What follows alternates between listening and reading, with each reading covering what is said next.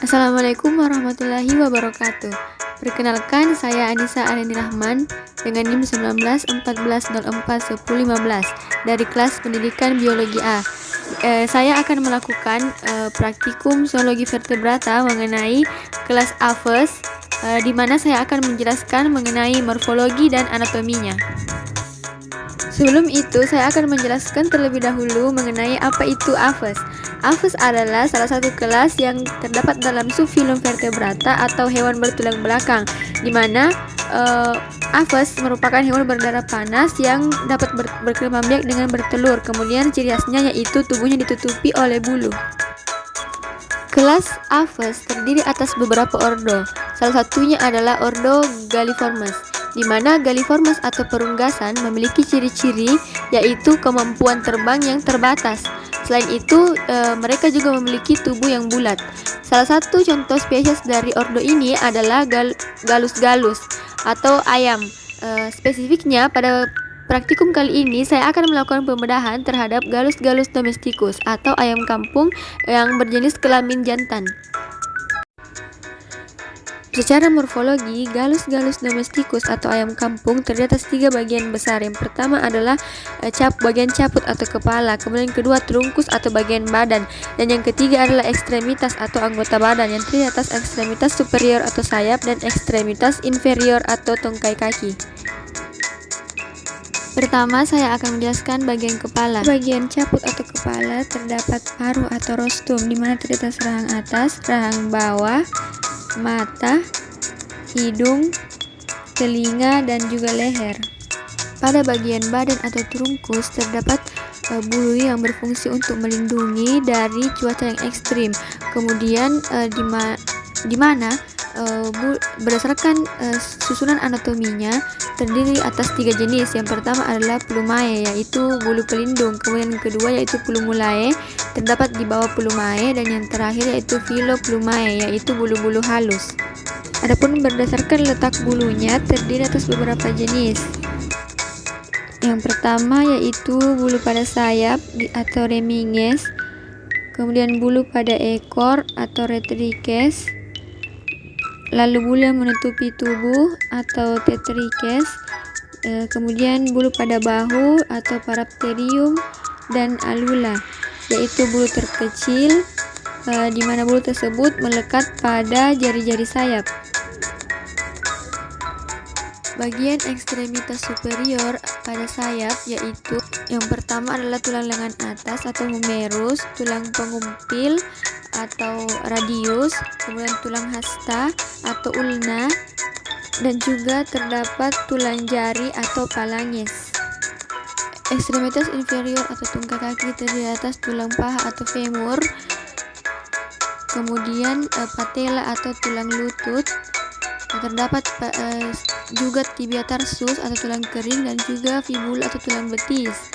Selanjutnya terdapat tarso metatarsus, yaitu penghubung antara tibia dan metatarsal. Kemudian metatarsal sendiri adalah penghubung antara pergelangan kaki dan jari kaki.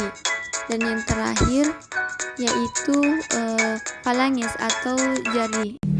Bagian dari bulu pada Aves yang pertama adalah umbilicus inferior atau bagian pangkal, calamus, selanjutnya rachis, dan juga ada persatuan dari bulu-bulu tersebut yang disebut barbae. Sebelum melakukan pembedahan, bersihkan terlebih dahulu bulu-bulu ayam sehingga bisa memudahkan kita. Selanjutnya kita akan beralih kepada pembedahan Gallus gallus domesticus. Pertama-tama kita harus menyiapkan alat dan bahan. Yang pertama yaitu alat bedah. Selanjutnya adalah bak bedah dan ayam kampung jantan. Setelah menyiapkan alat bedah, maka mulailah membedah ayam dengan hati-hati sehingga tidak merusak organ bagian dalamnya.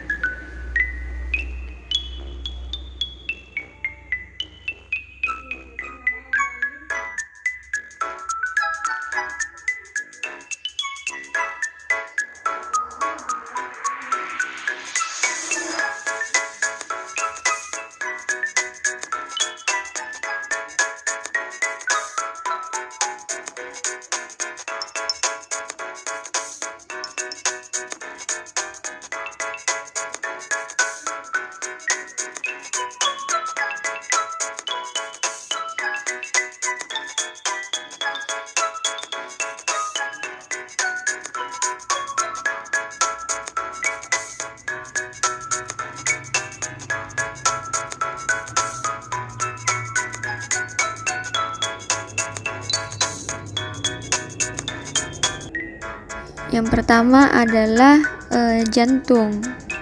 Ini merupakan jantung. Kemudian selanjutnya adalah hati atau hepar.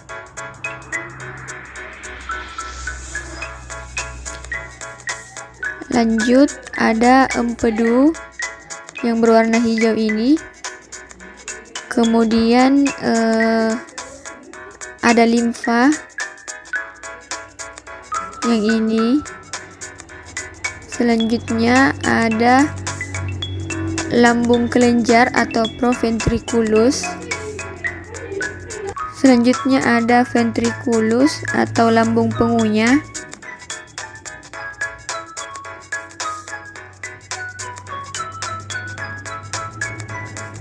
Lanjut ada pulmo atau paru-paru.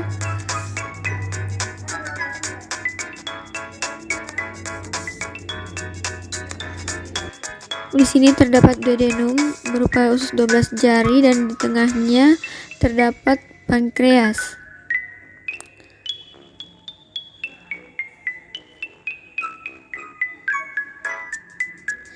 Nah, selanjutnya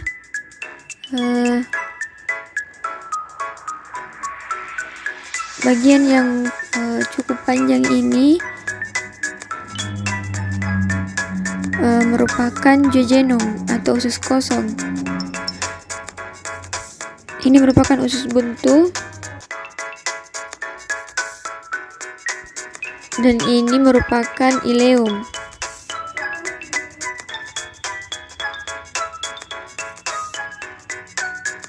Berikutnya adalah usus besar yang kemudian akan berakhir pada anus.